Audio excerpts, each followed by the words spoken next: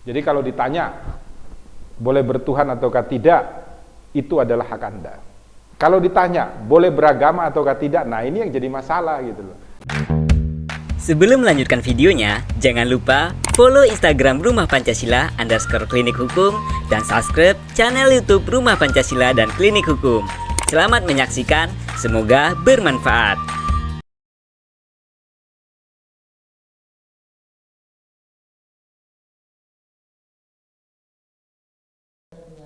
Oke, terima kasih. Salam Pancasila ya, salam sehat buat kita semua. Terkhususkan teman-teman di PGRI, semoga nanti menjadi guru-guru yang mampu memberikan teladan ya bagi kita semua di rumah Indonesia. Mas moderator, saya dikasih waktu berapa menit?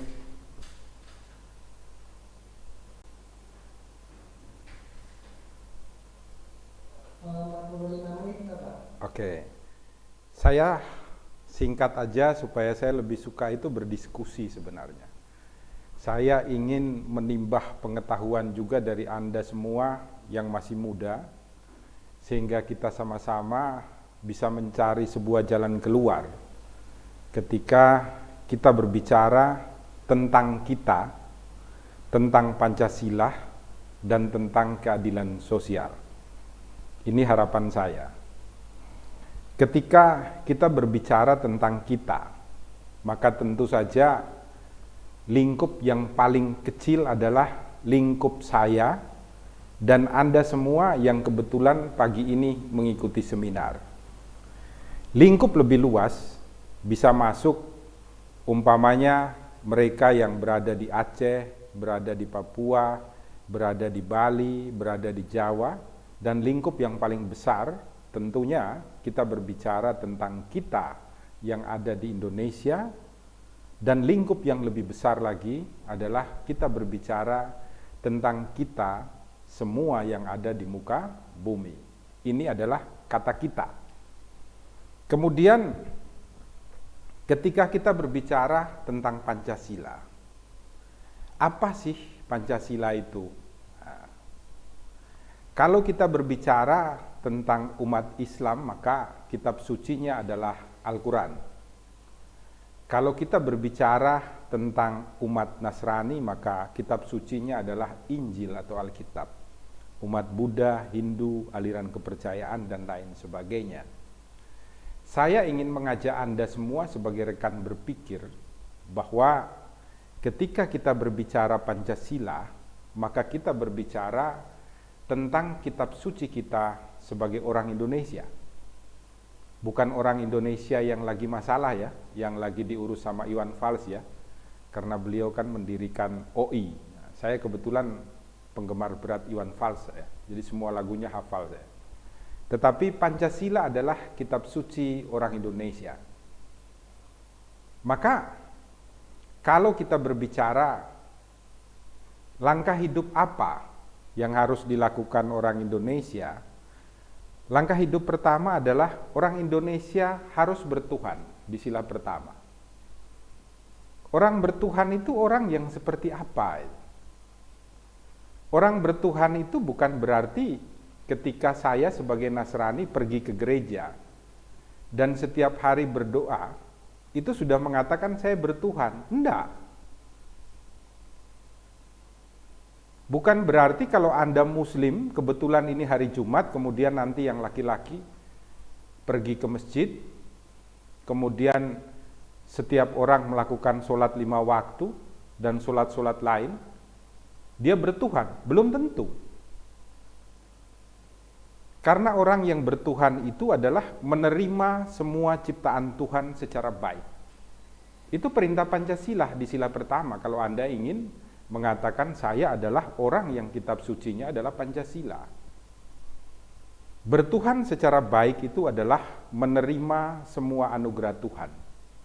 Maka ketika saya orang Papua bertemu dengan orang Jawa, bertemu dengan orang Aceh, bertemu dengan orang NTT, orang Bali, maka mereka adalah satu kesatuan sebagai ciptaan Tuhan. Ketika saya bertemu dengan tetangga saya yang tukang minum, mabuk, mukul orang. Dia adalah ciptaan Tuhan yang wajib saya kasihi dan saya cintai.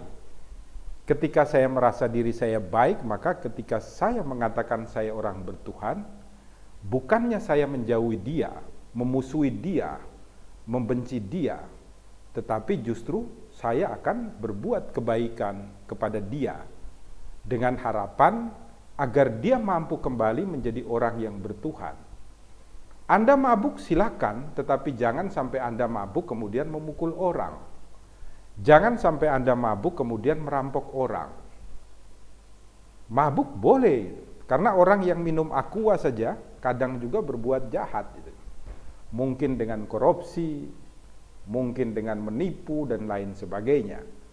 Maka bertuhan di dalam kitab suci Pancasila itu mengajarkan Anda untuk menerima semua karya Tuhan, entah baik ataupun buruk. Kedua, kitab suci Pancasila itu mengajarkan kepada kita, ya, saya, Anda, untuk menjadi manusia yang adil dan beradab di dalam dua sisi. Bukan hanya adil, tetapi diperintahkan juga harus beradab.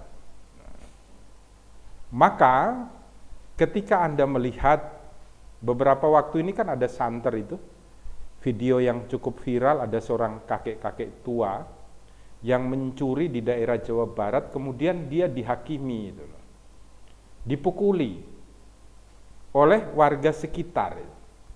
Ini menunjukkan bahwa kita bukan menjadi manusia yang adil dan beradab. Karena manusia yang adil dan beradab itu mengerti kecenderungan manusia. Ketika manusia itu lapar dan haus, maka dia pasti akan mencuri. Alangkah nistanya kita memukuli dia, sedangkan kalau ada anjing atau kucing saja mencuri makan kita, kita tidak pukuli. Menjadi beradab itu mengerti untuk menggunakan tangan dan pikiran kita dalam rangka menjadi manusia yang adil dan beradab, karena bertuhan tadi tahu fungsinya untuk apa. Inilah menjadi manusia yang adil dan beradab. Anda mampu mengerti ketika ada orang kaya yang mencuri, Anda juga tidak menghakiminya dengan menghina, mencelah, memaki, memfitnah. Tetapi Anda menyadari bahwa kemungkinan besar ini karena kesalahan di dalam kehidupan lingkungan dia. Alur pikirannya dia di dalam pendidikan kita yang memang keliru, karena yang diajarkan hanya kecerdasan intelektual, tidak diajarkan mengenai kecerdasan moral. Makanya Einstein itu pernah menyindir, sekalipun kepala saya ini bertahtakan bintang-bintang yang bercahaya, tetapi terangnya itu tidak melebihi hati nurani saya yang diberikan sinar dan cahaya ilahi. Kenapa Einstein mengatakan begitu? Karena manusia selalu beranggapan ketika diberikan pangkat, diberikan kedudukan sosial yang tinggi, dipuji-puji, maka dia menganggap dia sudah sempurna. Sehingga ketika dia melakukan kesalahan dengan menghina orang, mencela orang, semuanya dianggap sebagai hal yang baik gitu loh. Makanya Anda jangan heran ketika Anda melihat, ya, saya ingin mengajak Anda berpikir, ya, bukan untuk menghina seseorang. Contoh aja Pak Rocky Gerung. Kata-katanya selalu mencelah orang lain dengan kata bodoh, dengan kata umpamanya yang tidak pantas lah. Secara intelektual beliau orang yang saya kagumi karena cerdas. Tetapi secara moral, ucapannya dia kadang menyakiti ketika mengatakan orang lain bebal, bodoh, tidak mengerti, dan lain sebagainya.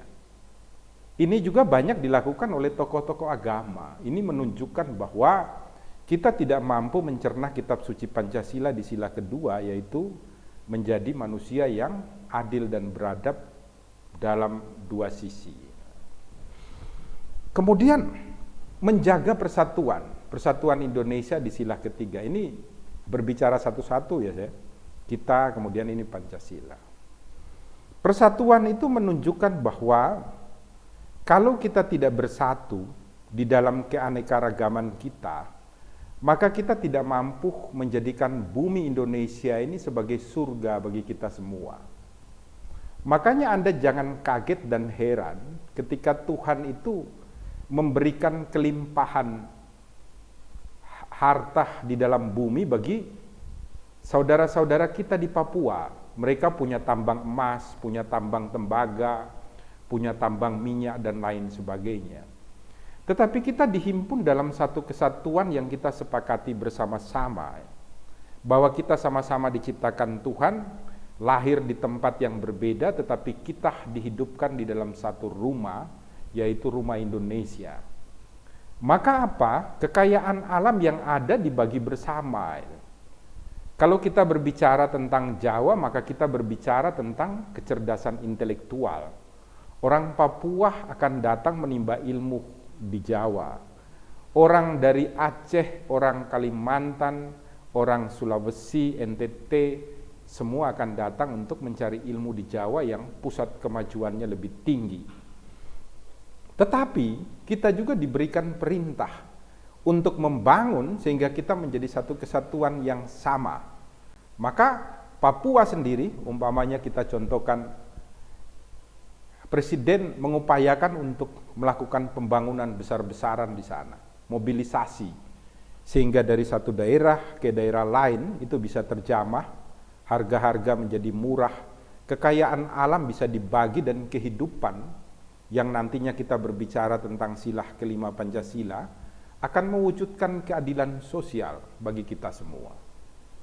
Persatuan ini adalah kesamaan kita untuk merasakan diri kita sebagai satu ciptaan Tuhan Yang Maha Esa. Itu ajaran kitab sucinya Pancasila.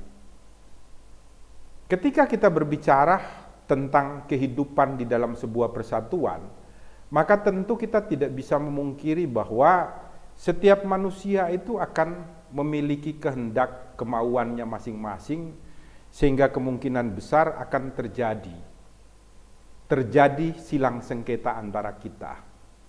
Maka sila keempat itu diperintahkan agar Anda, saya, kita di rumah Indonesia duduk bersama, dipandu oleh hikmat dan kebijaksanaan, melakukan musyawarah untuk menentukan sebuah rencana, sebuah aturan, untuk mengatur agar kekayaan alam ini akan mampu dinikmati oleh seluruh manusia yang ada di rumah Indonesia. Itu adalah ajaran kitab suci keempat daripada Pancasila. Maka dengan semuanya itu kita lalui, Pancasila itu melahirkan sila yang kelima, yaitu perintah terwujudnya sebuah kesejahteraan bersama, keadilan sosial bagi seluruh rakyat Indonesia. Maka ketika kita memakai tema kita dan Pancasila, tentunya ketika itu dipraktekkan menjadi praksis di dalam kegiatan kita sehari-hari, maka keadilan sosial itu akan terwujud bagi seluruh rakyat Indonesia. Ini kita berbicara tentang kita dan Pancasila. Nah, poin pertama itu. Poin kedua, karena Anda meminta untuk berbicara tentang keadilan sosial, maka saya ingin mengajak Anda untuk berpikir. Ketika kita berbicara tentang keadilan sosial, maka ada 4 tema yang bisa kita bicarakan dan kita pikirkan. Yang pertama adalah tema dalam isu kepemimpinan. Ini ketika kita berbicara keadilan sosial. Nah, ketika kita berbicara tentang isu kepemimpinan, maka yang muncul adalah apakah pemimpin kita sebagai pelaku moral, ya, pelaku moral, saya garis bawahi, sudah menciptakan perubahan sekaligus menciptakan pencerahan. Ini penting. Jadi seorang pemimpin tampil itu bukan hanya melakukan perubahan, tetapi sekaligus wajib untuk memberikan pencerahan tentang cara hidup yang baik di rumah Indonesia. Ini isu pemimpin. Karena nanti 2024 kita akan memilih pemimpin. Bukan hanya presiden, tetapi juga bupati, wali kota, gubernur, dan juga anggota Dewan Perwakilan Rakyat sebagai wakil kita. Maka kita harus memilih orang-orang yang bukan hanya mampu untuk melakukan perubahan, tetapi mampu untuk memberikan pencerahan sekaligus. Karena saat ini, apakah ada pemimpin kita yang mampu untuk melakukan itu? Perubahan oke. Melakukan pembangunan umpamanya. Pembangunan jalan, pembangunan pendidikan. Tapi apakah semua itu mampu untuk memberikan pencerahan kepada kita untuk mengerti apa makna kita hidup di muka bumi? Ini yang perlu Anda pikirkan bersama. Isu yang kedua ketika kita berbicara mengenai keadilan sosial, itu adalah isu dalam tema hukum. Maka isu yang akan muncul bagi Anda dan saya adalah, apakah hukum yang diciptakan dan dijalankan sudah sesuai dengan perintah Undang-Undang 45 atau belum? Contoh, Undang-Undang 45 memerintahkan fakir miskin dan orang-orang terlantar dipelihara oleh negara. Anda kalau jalan, pergi main ke mall, atau pergi kuliah, atau pergi bertemu pacar, Anda pasti akan sering melihat orang yang jalan di pinggir jalan, memungut sampah, kemudian menjual sampah. Kalau malam Anda jalan di kota Semarang, Anda akan menemukan banyak sekali orang yang tidurnya di emper-emper toko dan di pinggir-pinggir jembatan. Anda juga kalau mau jalan di jalan-jalan arteri dan Anda jalan di bawahnya, Anda dapat melihat banyak sekali manusia-manusia yang tidur di sana. Makannya mungkin hanya sehari sekali atau 2 hari sekali. Apakah perintah Undang-Undang Dasar 1945 sudah dijalankan? Fakir miskin tidak terpelihara.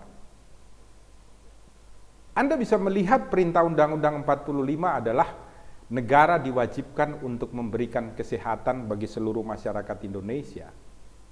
Tapi ketika Anda sakit dan datang di rumah sakit, ditanyain, bayarnya pakai tunai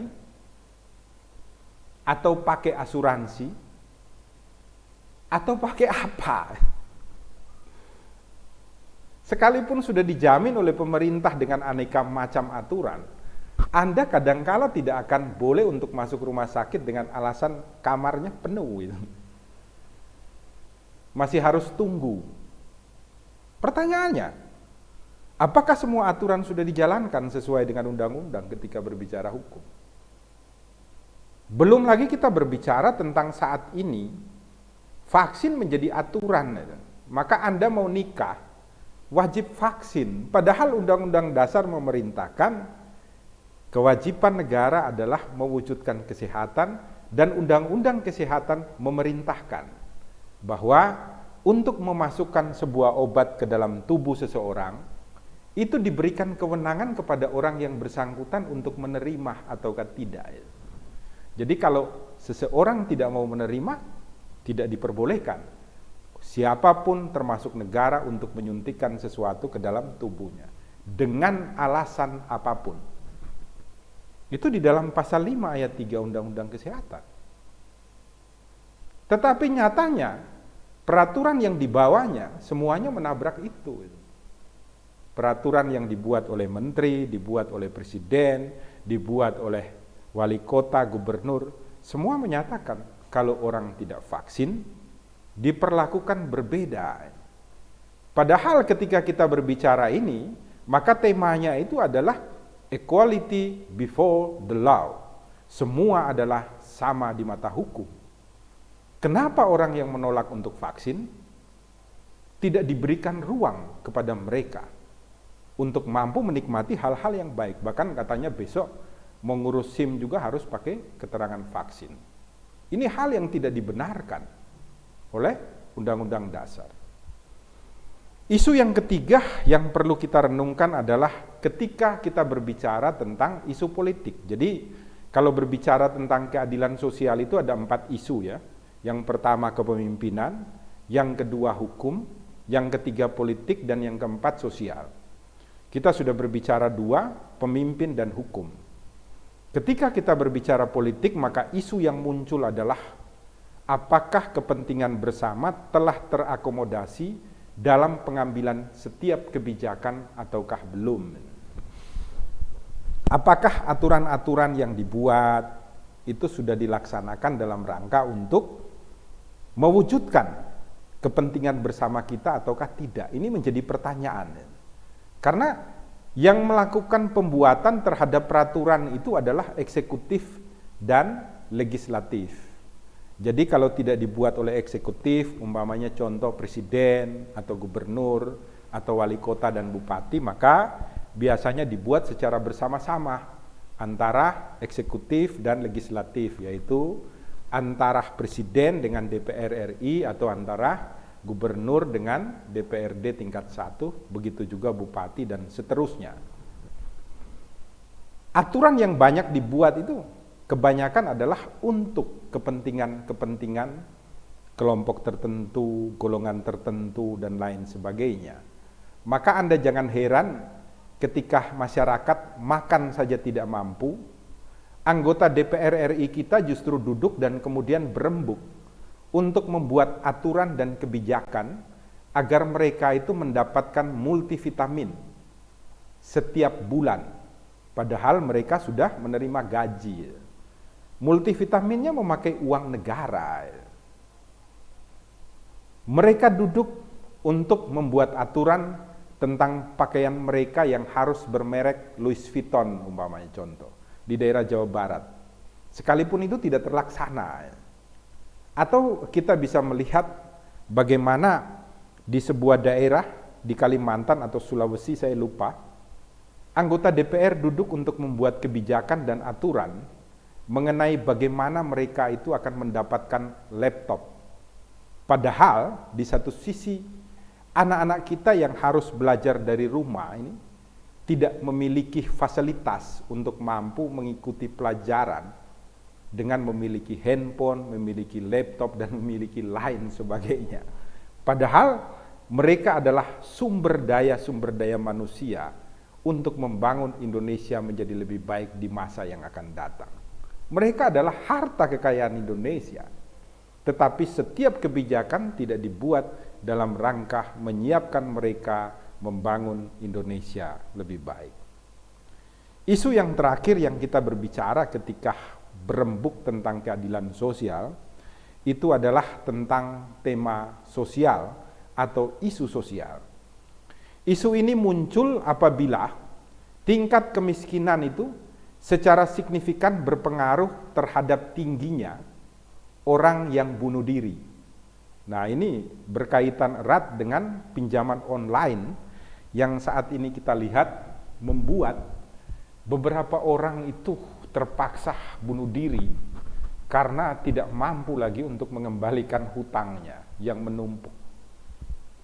Ini ketika kita berbicara tentang sosial, maka kita dapat melihat bagaimana kehadiran para pemimpin kita, orang-orang yang katanya saleh, orang-orang yang katanya intelektualnya hebat, orang-orang yang katanya merupakan perwakilan suara Tuhan karena kita pilih untuk merawat kita, melindungi kita, dan melayani kita. Mereka terlalu sibuk untuk mengurusi perutnya sendiri, dirinya sendiri, golongannya sendiri, sehingga isu sosial muncul ketika banyak sekali orang yang melakukan bunuh diri karena terhimpit masalah-masalah sosial. Tidak terbuka ruang lapangan pekerjaan yang mapan. Anda bisa bayangkan ketika kita masuk di dalam BUMN di negeri ini, saya kadang heran, di dalam sebuah BUMN itu seorang direktur atau komisaris itu bisa rangkap jabatan di beberapa BUMN sekaligus, termasuk di perusahaan-perusahaan anaknya. Sehingga lapangan pekerjaan tidak terbuka bagi kaum muda yang memiliki integritas, memiliki kemampuan intelektual, memiliki kemampuan moral untuk siap membangun Indonesia menjadi lebih baik. Karena tertutup, satu orang itu kadang menjabat sampai 5 jabatan, gajinya di mana-mana. Apakah mampu untuk mewujudkan keadilan sosial? Tidak akan mampu. Ini isu yang perlu untuk Anda renungkan, saya juga renungkan. Sehingga Anda nanti ketika menjadi guru itu mampu menggunakan kemampuan Anda nantinya, bukan hanya membimbing mahasiswa dengan tema-tema yang sudah disediakan oleh negara, tetapi Anda mampu untuk mengajak semua siswa yang Anda ajari untuk turun ke lapangan mempraktekkan kitab suci Pancasila. Ini penting. Itu poin kedua yang saya ingin Anda renungkan bersama-sama. Kemudian poin ketiga ini, saya ingin berbicara ketika kita berbicara tentang aturan keadilan. Nah, ada 3 aturan keadilan yang ingin saya ajak Anda untuk ikut berpikir. Yang pertama adalah aturan kontribusi. Nah, aturan kontribusi ini didasarkan pada sebuah investasi yang dilakukan setiap orang di dalam hubungan sosial.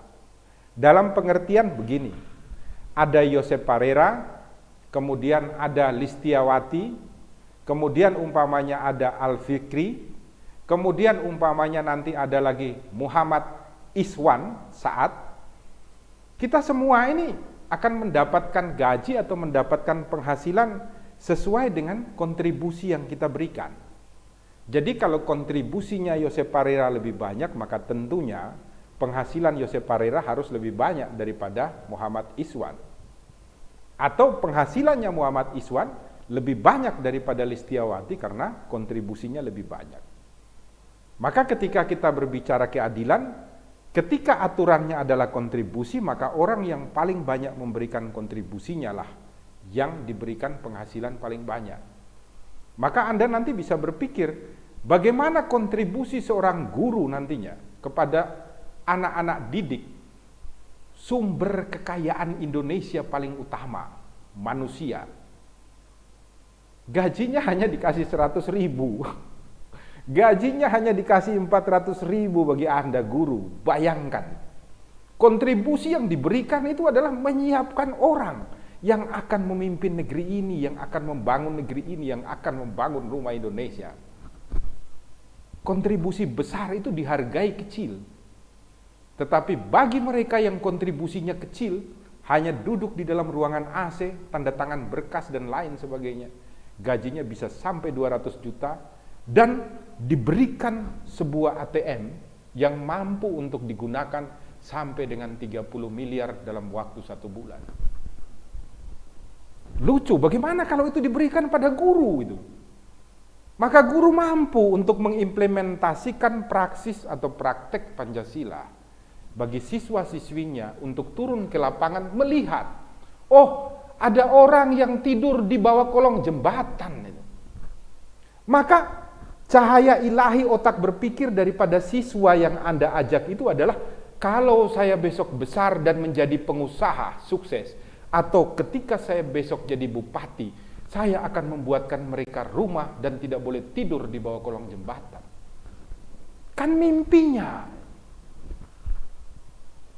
Sama seperti ketika Anda sebagai guru dengan penghasilan yang besar, Anda mampu untuk mengajak siswa-siswi Anda untuk turun melihat masih ada orang yang sakit dan tidak mendapatkan pengobatan. Maka siswa itu akan berpikir dan bermimpi, oh besok kalau saya jadi dokter, saya akan merawat orang tanpa minta bayaran. Semua orang sakit akan saya datangi dari rumah ke rumah, karena saya sudah tahu di mana tempat orang sakit yang tidak dirawat. Ini adalah tentang aturan kontribusi. Yang kedua adalah aturan kebutuhan. Nah, ketika keadilan didasarkan pada aturan kebutuhan, maka Anda melihatnya dalam posisi adalah orang miskin dan orang kaya, mana yang harus didahulukan untuk memberikan bantuan. Sebagai contoh, di pemerintah Kota Semarang ini ada aturan di dinas sosial. Setiap bantuan melahirkan diberikan kepada ibu miskin yang telah menikah. Maka orang-orang di dinas sosial Kota Semarang itu berpendapat bahwa kalau ada seorang perempuan miskin yang tidak punya suami dan akan melahirkan, dia tidak mendapatkan bantuan melahirkan sekaligus menyusui. Bantuan hanya diberikan kepada mereka yang sudah menikah, karena aturannya menyebutkan bantuan diberikan kepada mereka yang menikah. Mereka tidak mampu untuk memakai Pancasila sebagai kitab suci untuk mengetahui bahwa aturan tersebut memiliki makna dan maksud agar setiap orang miskin itu harus menikah. Jangan berhubungan seksual secara sembarangan. Bukan melarang orang yang tidak menikah tidak mendapatkan bantuan. Itu pikiran yang keliru dan picik. Nah, itu. Aturan memiliki makna yang hanya dapat dikaji oleh orang yang cerdas secara intelektual. Makanya Einstein mengatakan, saya bahagia karena terang tahta ilahi di dada saya lebih terang daripada kepala saya. Maka otaknya ini tidak mampu untuk mengalahkan kehadiran cahaya ilahi untuk menuntun Anda mengerti tentang makna sebuah aturan. Maka dulu saya sama teman-teman dari Karang Taruna laporan kepada saya, Bang, ada seorang perempuan muda mau melahirkan, miskin, hidupnya di pinggir kali, tidak diberikan bantuan dinas sosial dengan alasan ketentuan ini. Saya telepon dinas sosialnya, saya terangkan secara jelas. Baru mereka mengerti dan akhirnya dinas sosial Kota Semarang memberikan bantuan. Jadi kadang perlu orang lain untuk membawa lentera terang karena kita yang memiliki terang, untuk menerangi jalan orang-orang lain yang tidak terang. Maka kehadiran Anda sebagai calon guru harus selalu memiliki terang yang tidak boleh mati lampunya, sehingga siswa-siswa Anda itu tidak terjerumus di dalam jurang kehancuran ketika nanti praktek hidup di Rumah Indonesia. Ini tentang aturan kebutuhan. Menunjukkan bahwa yang paling butuhlah yang diberikan bantuan. Kemudian yang ketiga adalah tentang aturan kesetaraan. Ketika berbicara tentang keadilan, ada juga aturan kesetaraan. Aturan kesetaraan ini menyatakan bahwa standar yang adil adalah imbalan harus dibagi secara setara. Antara saya dan si A dan si B dan si C semuanya harus setara. Ini adalah aturan-aturan di dalam keadilan yang bisa menjadi dasar Anda untuk memilih mana yang paling cocok di dalam situasi seperti apa. Terakhir saya ingin menyampaikan kepada Anda semua bahwa yang paling penting saat ini adalah Anda mampu untuk menilai segala sesuatu yang hadir di hadapan kita, baik itu melalui media sosial, melalui media TV, dan lain sebagainya, untuk tidak mencernanya secara mudah, kemudian saling menghakimi satu dengan yang lain. Sehingga yang timbul adalah bukan kebaikan, tetapi yang timbul adalah malapetaka bagi kita semua di Rumah Indonesia. Untuk membangun bagaimana keadilan sosial itu dapat terwujud di Indonesia, butuh kebersamaan. Maka tugas daripada kita semua itu adalah membangun kebersamaan di antara perbedaan. Dengan memakai kemampuan-kemampuan yang kita miliki untuk kemudian bersatu membuat Rumah Indonesia menjadi lebih baik. Jadi ketika Anda meminta kepada saya untuk berbicara tentang kita dan Pancasila, masih adakah keadilan sosial bagi seluruh rakyat Indonesia? Anda bisa menjawabnya dengan pemaparan yang saya sampaikan. Karena ruang kita itu berbeda-beda. Bukan hanya untuk menjawabnya kemudian hilang, tetapi setelah Anda menjawabnya, Anda diberikan sebuah beban. Beban apa? Beban untuk mampu menjadi teladan bagi seluruh siswa-siswi yang nanti Anda ajar di seluruh rumah Indonesia, sehingga mereka mampu untuk membuat kita benar-benar taat terhadap perintah Kitab Suci Pancasila dalam rangka mewujudkan keadilan sosial bagi seluruh rakyat Indonesia. Itu sementara dari saya. Semoga kebaikan selalu bersama kita. Salam Pancasila dan salam penegakan hukum.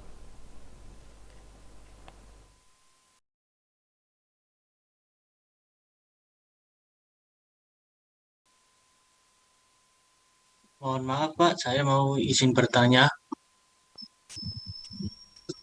Maaf nggak bisa on kamera, kalau on kamera nanti sinyalnya tambah buruk. Apa Mas, nama aja. Nah, nama saya Ilyas Kevin Pak, dari Universitas PGRI Semarang. Ya?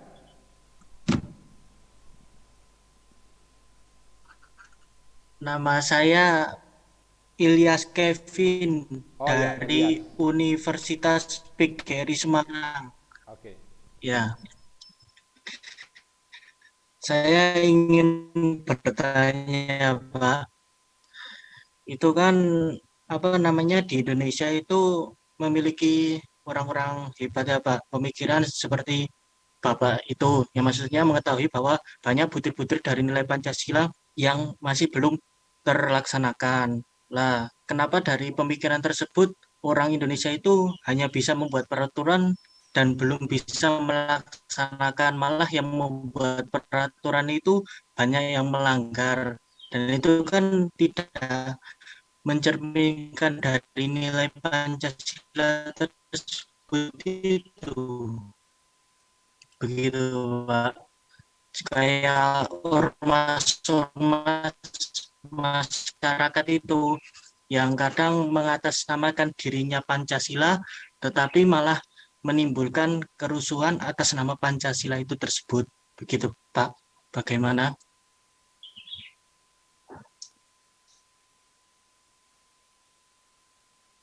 Baik, terima kasih Mas Kevin Ilyas atas pertanyaannya. Untuk Pak Yosef sendiri, ini mau di pertanyaan semua terlebih dahulu atau bisa dijawab terlebih dahulu nggih Pak? Saya langsung jawab dulu ya. Nggih, Bapak, saya Oke. persilakan. Mas Elias sama teman-teman sekalian, saya ibaratkan bolpen ini pisau. Saya selalu mencontohkan, bolpen ini pisau.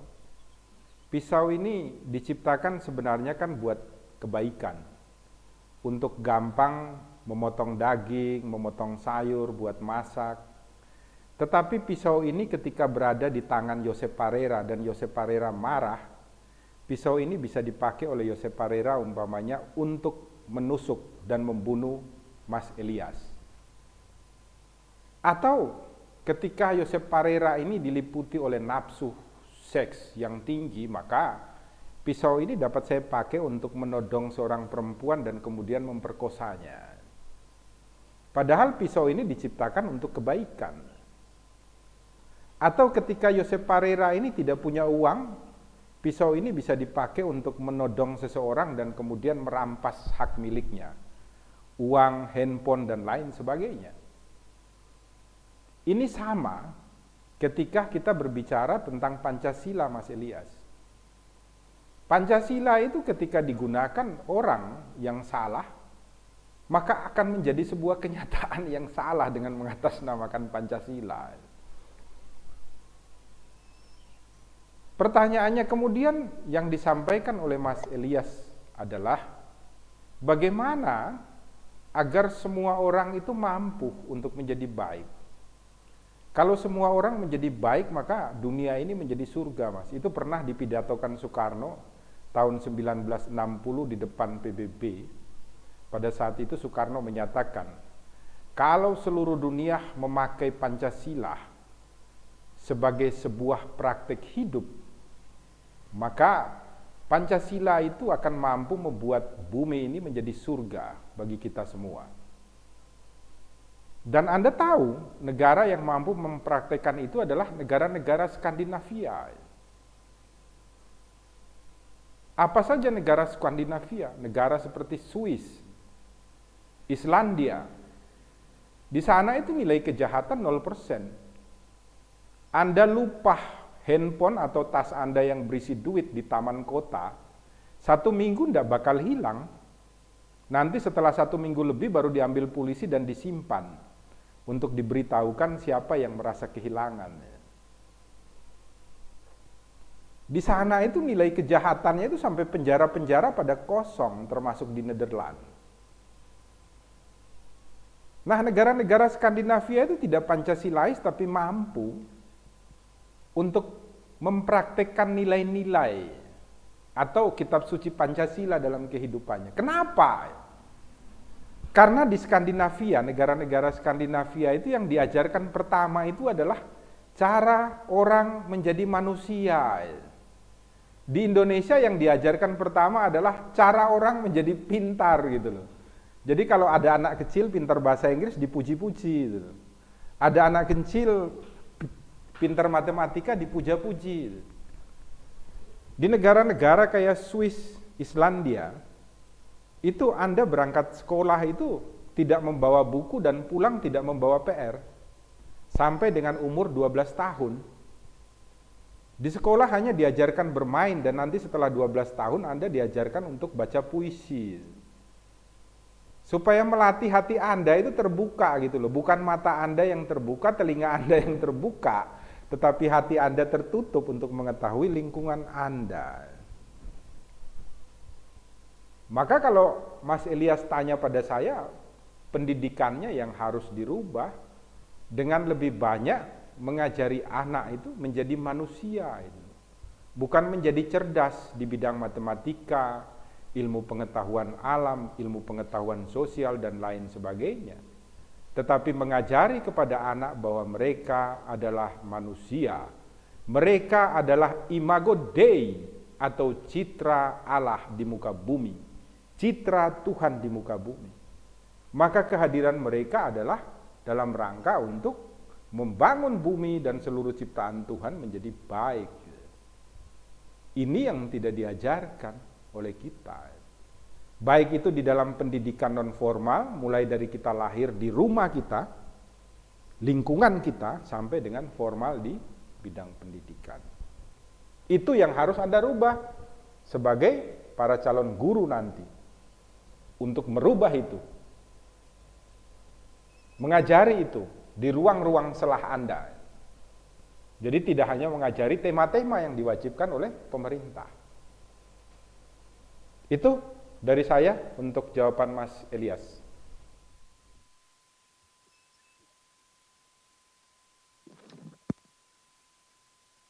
Pak Yosep atas jawabannya. Bagaimana untuk Mas Ilyas? Apakah bisa diterima atau masih ada hal yang ingin ditanyakan lagi?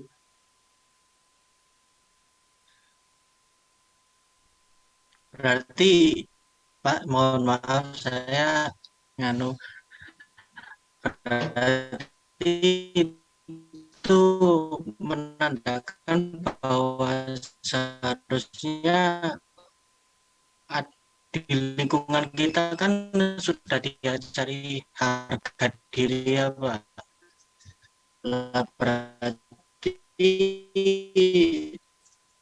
apa orang tersebut yang kurang memahami pembelajaran pendidikan harga diri itu sendiri, karena seharusnya kalau orang punya harga diri kan enggak melakukan hal seperti itu.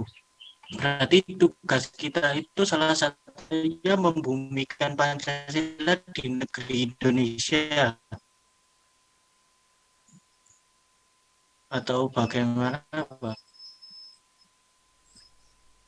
Mas moderator, saya suaranya putus-putus ya. Mungkin ganti penanya lain dulu ya. Sinyalnya udah bagus, saya tidak dengar pertanyaannya. Oke Bapak, siap. Baik, untuk yang ingin bertanya lagi, saya persilahkan. Pak, saya Mas Rizky, silakan untuk pertanyaannya. Saya ingin bertanya. Terima kasih.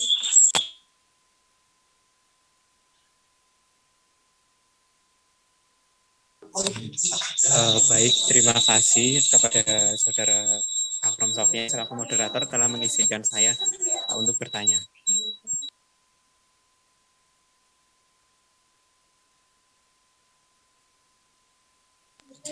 Tentang keadilan sosial bagi seluruh rakyat Indonesia kan tadi kan sudah dijelaskan.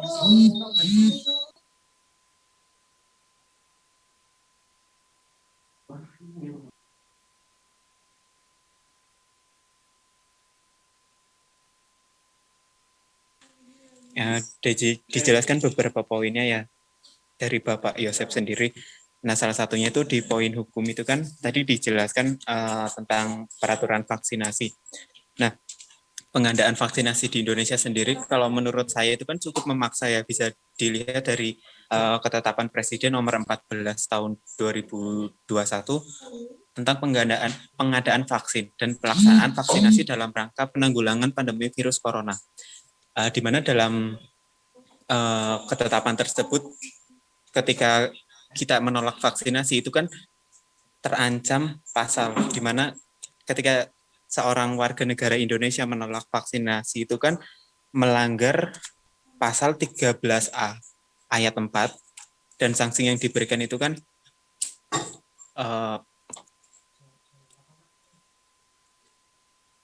sanksi yang diberikan berupa penundaan atau penghentian beberapa jaminan sosial, di mana menurut saya pasal 13 ayat 4 ini itu bertentangan dengan pasal 28H ayat 3 yang berbunyi setiap orang berhak atas jaminan sosial yang memungkinkan pengembangan dirinya secara utuh sebagai manusia yang bermartabat.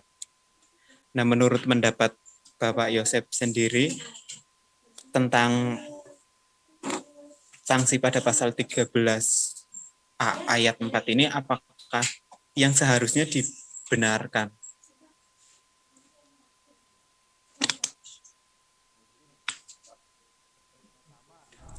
Baik, terima kasih Mas Rizky atas pertanyaannya. Saya persilakan untuk Bapak Yosep Parera, saya menjawab pertanyaan dari Mas Rizky. Terima kasih. Mas Rizky dan semua teman-teman ya. Apa yang dikatakan Mas Rizky betul. Hierarki peraturan perundang-undangan kalau kita memandangnya dari sisi hukum, maka peraturan yang berada di bawah tidak boleh bertentangan dengan peraturan yang berada di atas. Hierarki aturan perundang-undangan itu adalah Undang-Undang Dasar 1945, baru undang-undang, baru turun peraturan pemerintah, peraturan presiden dan lain sebagainya. Sampai dengan peraturan daerah. Maka ketika undang-undang maupun peraturan-peraturan lain bertentangan itu dia harus hilang secara sendiri dan tidak dapat diterapkan. Yang jadi masalah itu adalah para pemimpin kita atau oknum ini tidak mampu untuk memahami secara benar aturan perundang-undangan dan mereka ini tidak diperlakukan sama seperti rakyat jelata di muka hukum. Equality before the law yang tadi saya sampaikan. Dalam pengertian adalah mereka melakukan pelanggaran tetapi santai-santai aja. Karena kita semua diam. Kita berontak pun tidak ada artinya bagi mereka. Saya sendiri berulang kali menyampaikan di dalam beberapa video edukasi bahwa hal ini salah itu. Tetapi apa daya yang bisa kita sampaikan? Karena tidak ada dukungan yang kuat, sehingga mereka tidak mau untuk merubahnya. Ini sebenarnya sama ya. Karena sistem pendidikan kita membuat orang-orang ini merasa secara arogan, itu merasa dirinya tidak bisa tersentuh di dalam membuat aturan. Dengan alasan adalah ini demi kebaikan seluruh masyarakat. Oh, bukan begitu. Caranya itu Anda harus turun untuk menjelaskan kepada masyarakat secara benar tentang fungsi vaksin. Sehingga masyarakat itu mau menerima vaksin itu dengan kerelaan dan kesadaran. Karena secara ilmu medis vaksin itu memang penting, Mas. Saya sendiri vaksin. Sekalipun saya punya penyakit bawahan jantung, Justru karena penyakit bawaan saya itu jantung, maka saya mewajibkan diri saya untuk vaksin.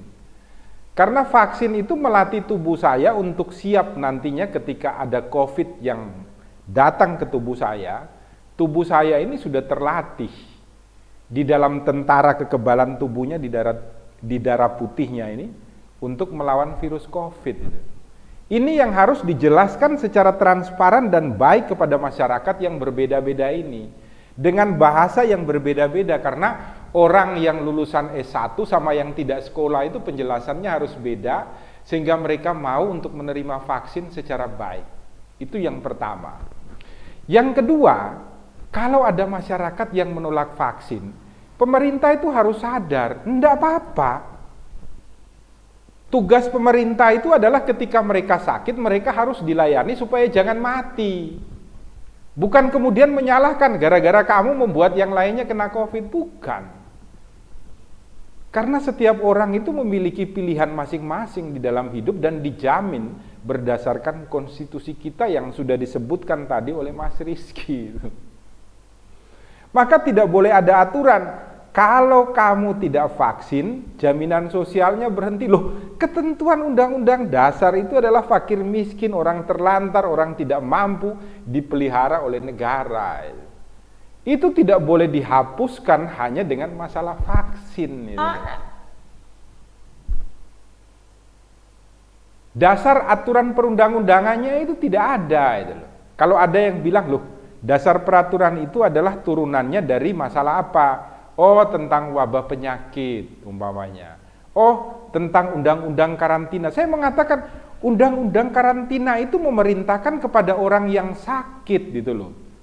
Orang yang sakit COVID, kalau dia itu nekat keluar dari rumah baru dia dikenakan sanksi, itu betul. Tapi kalau orang tidak mau menerima vaksin, tidak boleh diberikan sanksi apapun di dalam hukum. Karena undang-undang karantina pun tidak memerintahkan itu loh, tentang vaksin. Perintahnya adalah orang sakit yang tidak boleh keluar. Ini yang tidak dipahami. Undang-undang kesehatan memerintahkan memasukkan sesuatu obat ke dalam tubuh seseorang harus atas dasar persetujuan yang bersangkutan. Dia diberikan hak untuk menolak. Nah, ini karena tidak paham tadi ya Mas Rizky, makanya yang terjadi adalah banyak aturan-aturan yang tidak konsekuen, tidak menjalankan Pancasila. Itulah saya tadi menjelaskan, ada orang yang tiap hari berdoa, Yosep Parera tiap hari berdoa pada Tuhan dengan agama Nasrani saya. Tapi saya belum tentu bertuhan.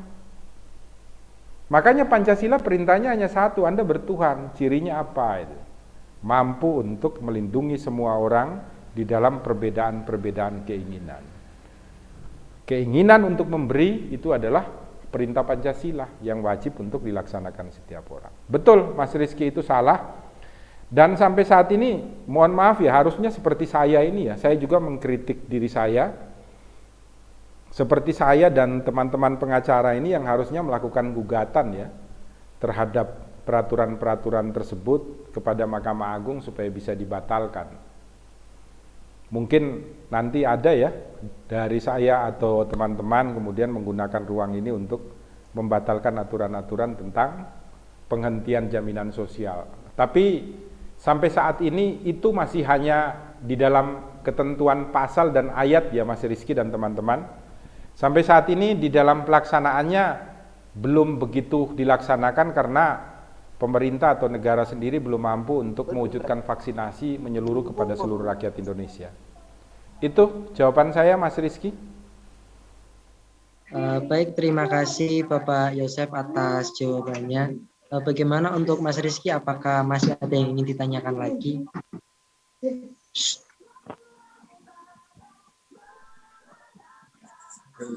Sudah cukup Mas Moderator. Terima kasih Pak Yosep atas jawabannya. Ya, terima kasih Mas Rizky. Ini ada pertanyaan lagi Bapak dari room chat. Saya bacakan. Izin bertanya Pak Yosep, nama saya Catur Alfiano Kuiters dari Universitas 17 Agustus 1945 Semarang. Saya mau bertanya Pak, dalam Pancasila butir pertama itu kan ketuhanan yang Maha Esa, yang menjelaskan manusia itu harus bertuhan. Tapi sekarang kok banyak masyarakat Indonesia yang tidak bertuhan atau tidak beragama. Apakah boleh di dalam negara Indonesia yang berdasar Pancasila yang tidak bertuhan atau tidak beragama percaya pada Tuhan? Itu pertanyaannya. Boleh langsung dijawab Bapak? Di Indonesia itu yang diwajibkan itu beragama, bukan bertuhan. Makanya kalau Anda itu ngurus KTP atau SIM atau lain-lainnya itu, di situ ada syarat untuk mengisi agama. Agama Islam, agama Katolik, Hindu, Buddha, Konghucu atau aliran kepercayaan. Tidak ada kolom-kolom yang diwajibkan kepada kita untuk menyatakan kita itu bertuhan atau tidak. Jadi bertuhan itu sebenarnya merupakan hal privat, termasuk agama. Di negara-negara maju di Eropa sana, di Skandinavia juga, itu agama itu bukan hal yang wajib untuk disampaikan kepada orang lain, karena itu adalah wilayah privat yang wajib dilindungi semua orang. Makanya kalau Anda ke Amerika itu kan ada hari besarnya warga Amerika itu kan Thanksgiving atau apa saya. Nah, di sana itu Anda bisa bayangkan kenapa Thanksgiving itu makannya itu bebek besar. Padahal orang Amerika itu paling hobi yang pertama itu adalah daging babi. Yang kedua itu daging sapi. Makanan favorit orang Amerika itu babi sama sapi. Tapi ketika hari raya besar mereka masaknya itu justru kalkun. Karena mereka itu menghargai umat Islam. Padahal Islam di sana minoritas. Mereka tidak ingin masak babi di rumah mereka, kemudian ada teman mereka umat muslim yang datang, mau makan tidak bisa karena yang dimasak babi. Mereka tidak ingin menghina mereka yang beragama Hindu atau Buddha yang menganggap bahwa sapi itu adalah dewa. Di Indonesia itu, kalau hari raya Korban itu kita potong sapi itu di jalan-jalan loh. Katanya kita beragama, katanya bertuhan. Tapi tidak mampu untuk menghargai mereka yang menganggap sapi sebagai dewa itu. Amerika bisa.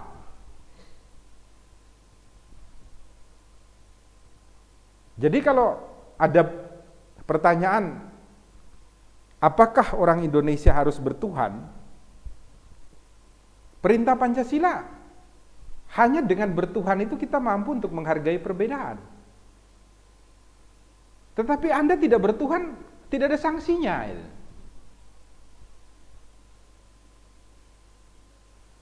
Anda menghina Tuhan di Indonesia, tidak ada sanksinya. Sanksinya hadir itu ketika Anda menghina agama, itu baru diatur aturan perundang-undangan.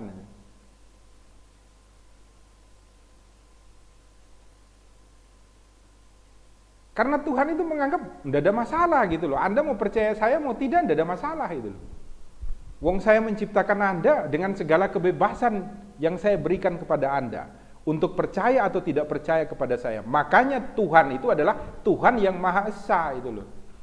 Kalau Tuhan itu adalah presiden atau Tuhan itu gubernur atau wali kota, ya kita dibuat aturan kayak yang pertanyaan Mas Rizky tadi. Anda tidak divaksin, saya tidak mau kasih bantuan sosial. Tuhan bukan begitu itu loh. Kamu tidak berdoa pada saya, tidak percaya pada saya pun kamu tak kasih hidup. Kamu tak kasih makan, kamu tak kasih minum, kamu tak kasih kekayaan. Tuhan yang Maha Esa. Maka kalau ditanya kepada saya, Pak Yosep, apakah boleh saya tidak percaya Tuhan? Boleh-boleh saja. Itu hak privat Anda yang tidak boleh dimasuki oleh Yosep Parera, tidak boleh dimasuki oleh negara, bahkan Tuhan yang menciptakan Anda saja tidak mau masuk ke situ itu loh. Makanya Anda dilahirkan, Anda mau mati, ambil pistol tembak kepala Anda pasti mati. Tuhan memberikan kekuasaan sampai hidup dan matimu tentuno sendiri. Maka kayak saya Yosep Parera, sudah pasang ring jantung masih merokok. Ya Tuhan sudah bilang, ya kalau begitu kamu mau mati ya kamu urus sendiri, kamu merokok ya gampang cepat mati. Semuanya diberikan keleluasan, makanya namanya adalah Tuhan yang Maha Esa. Jadi kalau ditanya, boleh bertuhan ataukah tidak, itu adalah hak Anda. Kalau ditanya, boleh beragama ataukah tidak, nah ini yang jadi masalah gitu loh. Nanti Anda tidak bisa ngurus paspor, tidak bisa ngurus KTP, tidak bisa cari kerjaan. Karena semuanya itu masih ada ketentuan, harus ditentukan agama. Makanya kalau orang Indonesia ke luar negeri kadang diketawain gitu loh. Agama hal privat kok harus masuk di dalam semua data. Seolah-olah orang yang beragama itu adalah orang yang baik. Tidak. Orang yang baik itu adalah orang yang bertuhan. Itu jawaban dari saya untuk